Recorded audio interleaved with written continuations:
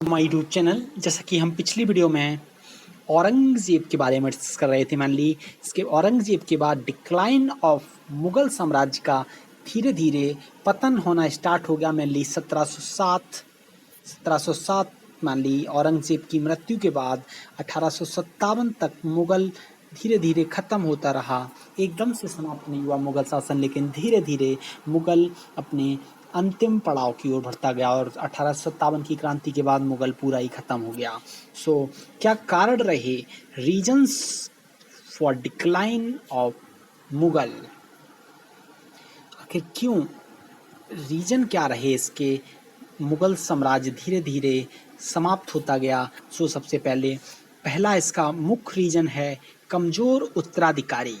मान ली औरंगज़ेब के बाद अकबर, शाहजहाँ एंड ये सब काफ़ी शक्तिशाली राजा हुए थे मान ली, लेकिन औरंगज़ेब के बाद एक से एक मूर्ख राजा हुए मान ली मुग़ल साम्राज्य के, एंड जो कि ज़्यादा ध्यान नहीं देते थे मान ली राज्य पे। एंड जैसे कि फ़र्रुखसियार जो कि हेटेड कोबार्ड, जो कि अंग्रेज़ों का साथ दिया मान ली, एंड जहादर शाह जो कि मान ली इसे लंपट मूर्ख राजा कहा जाता था, एंड राफ़ी उद दरजात एंड राफ़ी उद दौला जो कि कठपुतली की तरह कार्य करते थे। एंड इसके अलावा मोहम्मद शाह रंगीला जो कि मान ली लाल कुमारी प्रॉस्टिट्यूट रखते थे, कुशल नर्तकी रखते थे इन सब में मान ली। एंड इसके अलावा अहमद शाह जो कि 3 मील तक हरम रखते थे मान ली। इस तरह से मान ली ज़्यादातर मक्कारे एकदम मुग़ल औरंगज़ेब के बाद यहाँ पे राजा एकदम कमज़ोर उत्तराधिकारी इसका मेन रीजन रहा। एंड इसके अलावा दूसरा रीजन मान ली डिक्लाइन ऑफ दिस मान ली formation of groups in Mughal court में मान ली फॉर्मेशन ऑफ ग्रुप बनने लगे मान ली। फॉर्मेशन ऑफ ग्रुप मान ली ये काफ़ी बड़ा रीजन, जैसे कि ईरानी, तुरानी, अफ़गानी और हिंदुस्तानी। ईरानी में मानी जुल्फ़िकार खान एंड तुरानी निज़ाम उल मुल्क एंड अफ़गानी एंड हिंदुस्तानी में सैयद बंदू हुसैन अली और अब्दुल्ला खां किंग मेकर। एंड इसके अलावा तीसरा रीज़न रहा mainly foreign invaders in India, यानी विदेशी काफ़ी आए mainly फॉरेन इन्वेडर्स। ये भी मुख्य रीजन रहा डिक्लाइन ऑफ।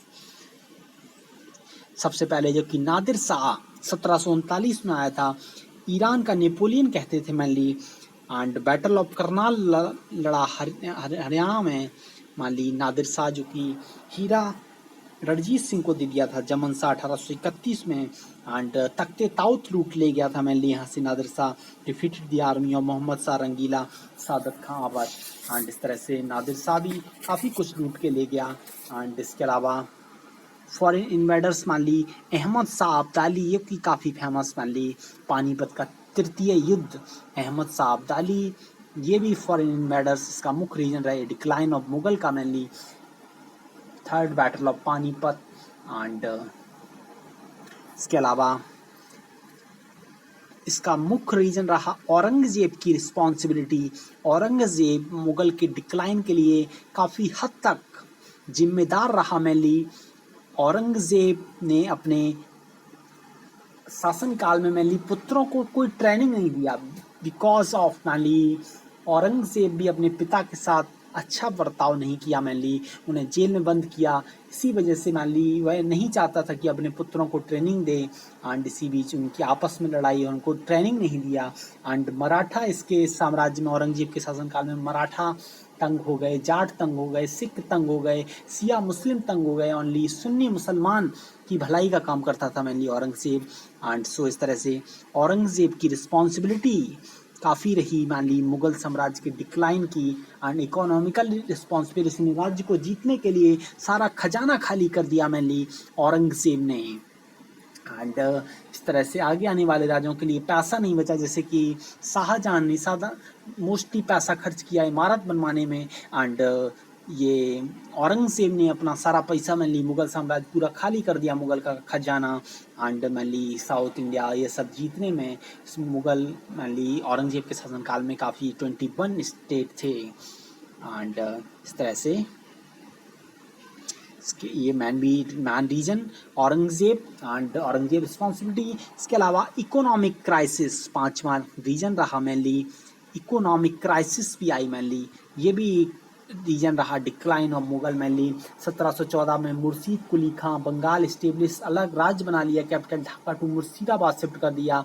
1724 में mainly Nizam ul Mulk Chin Quli Khan Hyderabad free state बना लिया रंगीला के शासनकाल में। And 1739 Saadat Khan free state of Awadh Lakshmanpur.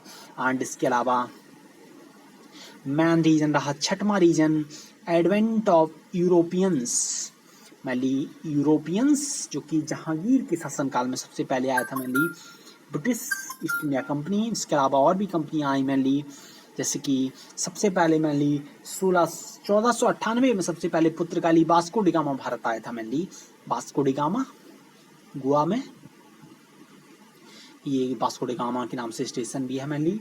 And 1602 में डच ईस्ट इंडिया कंपनी आई भारत में। एंड 1608 में ब्रिटिश ईस्ट इंडिया कंपनी से भी अधिकार मिल गया था मैनली भारत के लिए रोजगार करने के लिए एंड व्यापार करने के लिए। एंड 1616 में Denmark east India company, Danish east India company जो कि डेनमार्क की थी। एंड इसके अलावा 1664 में French east India company.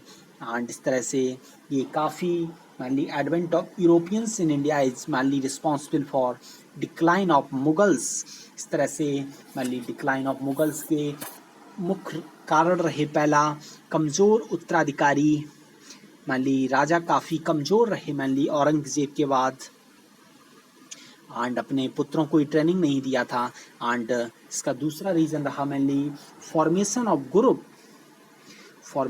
Group बनने लगे थे मैनली मुगल साम्राज्य में। एंड इसके अलावा तीसरा रीज़न फॉरेन इन्वेडर्स काफ़ी आए, जैसे कि नादिर शाह मैनली लूट ले गया यहाँ पे तख्ते ताऊद।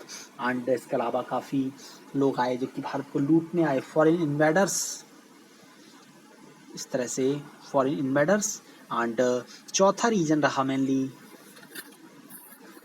चौथा रीज़न औरंगजेब की रिस्पॉन्सिबिलिटी काफ़ी रही, काफ़ी हद तक औरंगजेब जिम्मेदार रहा मैनली सारा खजाना उसके शासनकाल में, काफ़ी कुछ ऐसे काम किया इससे सारी जनता परेशान हो गई मैनली औरंगजेब की रिस्पॉन्सिबिलिटी। एंड पांचवा रीजन रहा इकोनॉमिक क्राइसिस भी काफ़ी रही मैनली मुर्शीद कुली खां अलग अलग राज्य बनने लगे हर कोई, एंड ये किसी को रोक नहीं पाए मैनली कमज़ोर राजा थे। एंड इसके अलावा last reason advent of Europeans.